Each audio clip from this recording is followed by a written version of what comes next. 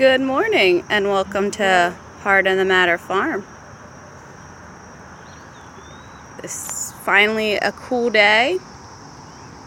Hi Sadie. And it is actually raining.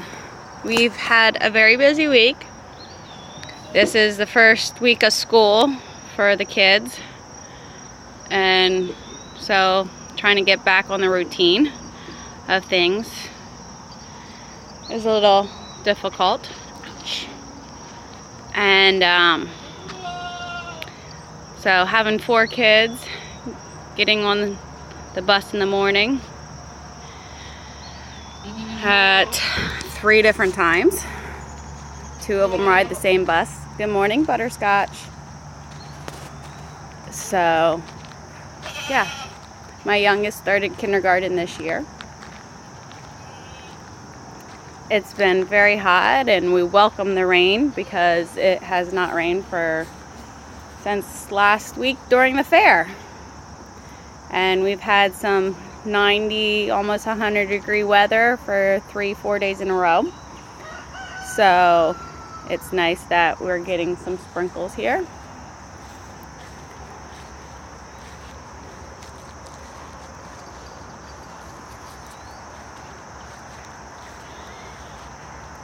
Good morning, Anna.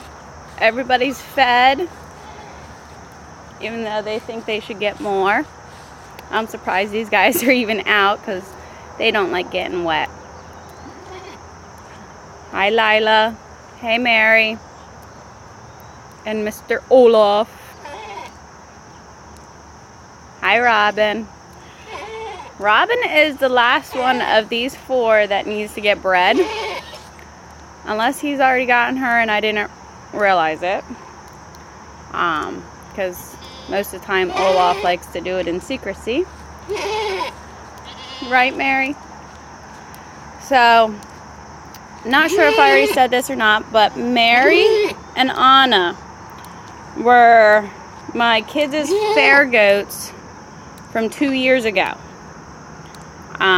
We normally don't buy back their market goats.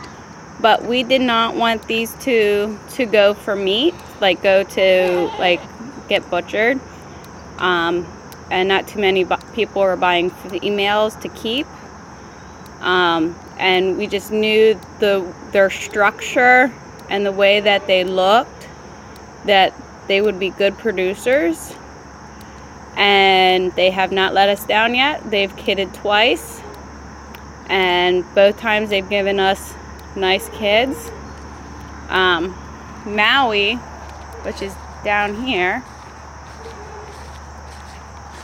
he's the Mannheim goat, which he might be up in the little enclosure in the barn here, which I don't know if you guys ever realized this, but there is an enclosure in here for them to go up the ramp, and it's all enclosed up there.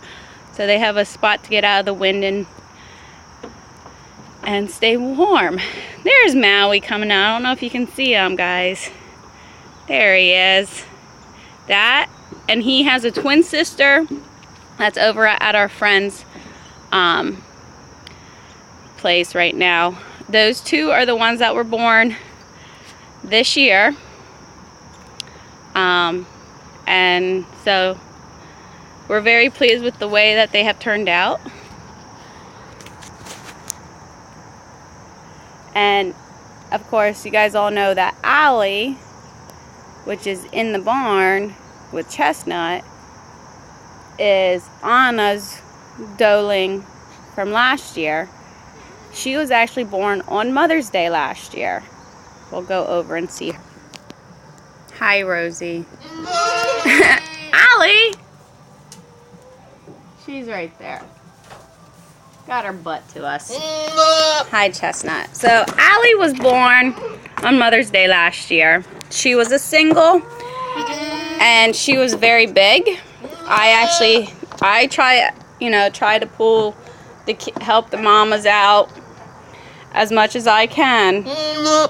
And I did everything that I could think of to do so I wouldn't hurt her mom hurt Anna, of trying to get her out, and I had to call the vet.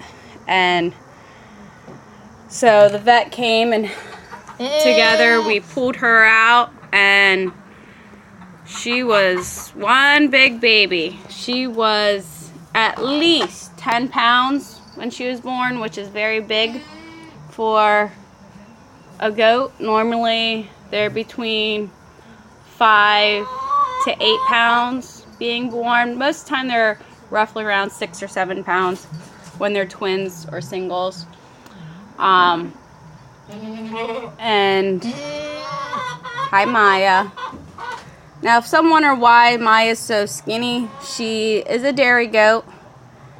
Dairy goats are very hard to keep weight on, and different ones are easier put on weight than other ones. Even in the same breed, they're just different animals. It's like people. Some are very skinny, and some are very heavy.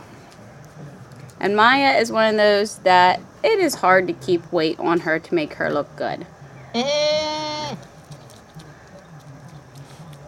But she's a nice goat. Yes, you are, Maya. You're a very friendly goat. Are you going to say good morning, Chestnut? Yes.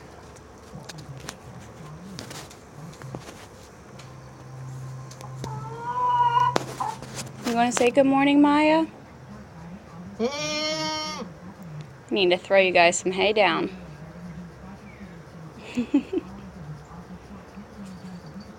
Does that feel good?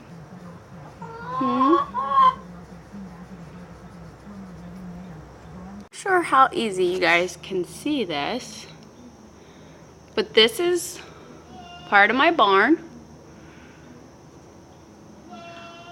Those are the rafters.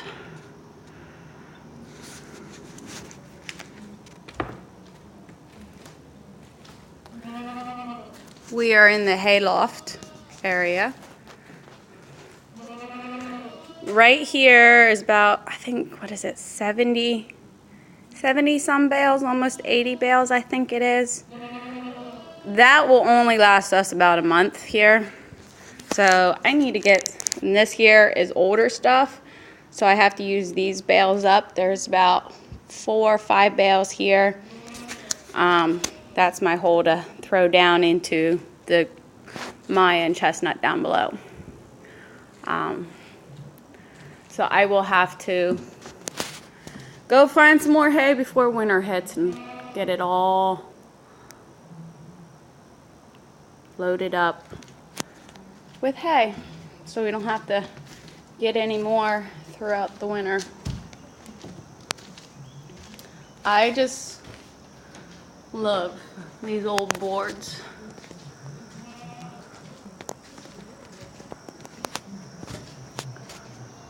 And then this used to be the old grain bin in here, but right now I am using it for storing some stuff.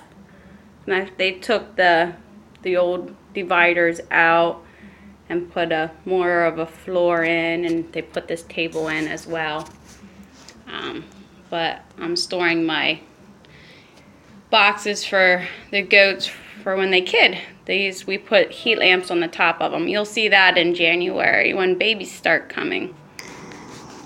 Here is the view from up on top of the barn floor. One of the many views. Now, I had a couple questions of how much land is on this farm. There is I think it's about 17.5 acres. There is at least 7 of it is woods.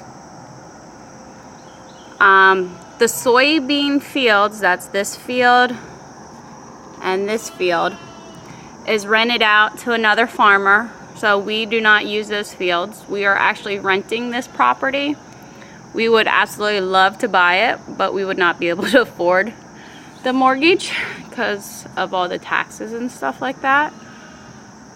We're just very thankful that we can rent this place and we can have the animals here. But about 4 or 5 years ago, Walmart was actually supposed to come in this place. We are very thankful and we thank God that it did not come in. And the owner is still trying to find people to develop this up. And so far, 2 people have backed out of it. 2 developers have backed out. And we're just very thankful for that. Because then that means we can stay here even longer. One thing is all this used to slope down. There's a creek in the woods, and all this used to slope down to it. It is level now because years ago they filled it in when they put a exit and on ramp for the highway. So there are a lot of boulders, huge rocks in these fields and in the woods. So so mowing grass is a little difficult because we've got lots of rocks hidden in the yard out there. So it takes us about 2.5–3 hours to mow all of our grass, which I don't have a problem with because we have a 50-inch mower deck, so that makes it nice. But that's including push mowing around things and weed whacking. That is not including when I have to mow the pastures. Once in a while I need to mow them because the grass is too tall and the goats just don't seem to want to eat it when it gets to a certain height. And also I think it helps keep the parasites down if I keep it trimmed a certain length too.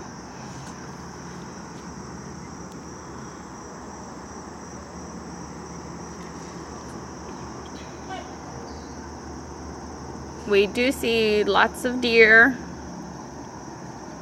We see some out here in this field and across the road as well.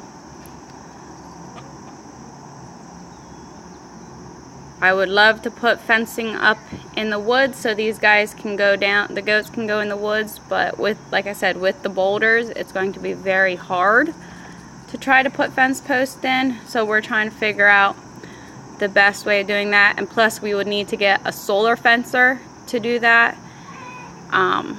and so I need to find the right solar fencer that will work for us because we need to put up at least 4 strands of fence, 3 to 4, to keep them in.